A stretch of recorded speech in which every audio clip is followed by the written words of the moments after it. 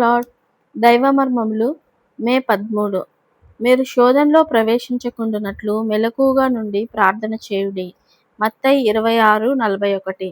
2 సమూయేలు 11లోనున్న దావీదు యొక్క మూడవ నష్టమందు విశ్వాసులకు అవిశ్వాసులకు ఒక వర్తమానమున్నది.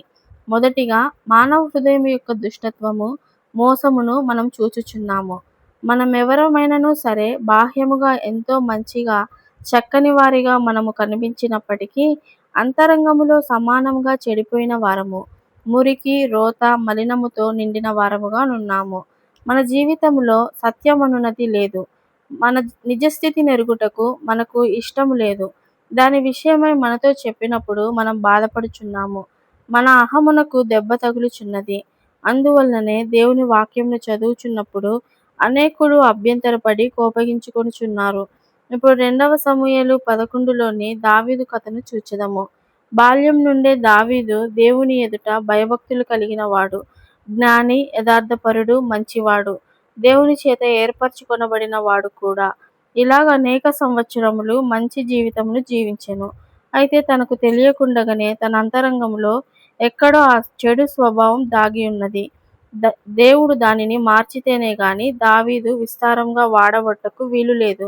2 సమూయేలు 11వ అధ్యాయంలోని ఈ సందర్భము దావీదు దేవుడు తనని ఏ విధముగా చూచుచున్నాడో ఆ విధముగా తన్ను తాను చూచుకొనుటకే సంభవించెను. దావీదు యుద్ధవీరుడు, పరాక్రమశాలి. యుద్ధమునకు వెళ్ళవలసి ఉండగా దానికి బదులు యెరూషలేములో ఇంటి వద్దనే కూర్చుండి ఉన్నాడు. ఇదేదో చిన్న తప్పిదముగానే కనిపించినప్పటికీ దేవుని దృష్టిలో ఇదెంతో గొప్ప తప్పిదమే. 2వ వచనములో పరాక్రమశాలి అయిన దావీదు ప్రొద్దుగుంకు వేళ వరకు నిద్రించుటను చూచుచున్నాము.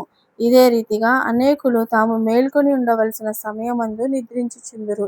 సాతాను బహుదుష్టుడు, యుక్తిగల శత్రువని జ్ఞాపకముంచుకొనుము. మోసములో పడి వీరుడైన దావీదు కూడా సోమరివాడయ్యెను. దానిని ఆధారముగా తీసుకొని దావీదును పడగొట్టుటకు సాతాను ప్రయత్నించెను. తీరుబడిగా రాజనగరు మిద్దె మీద నడుచుచున్న దావీదుకు శోధన ఎదురయ్యెను. దానిని జయించలేక దావీదు పాపం చేసెను.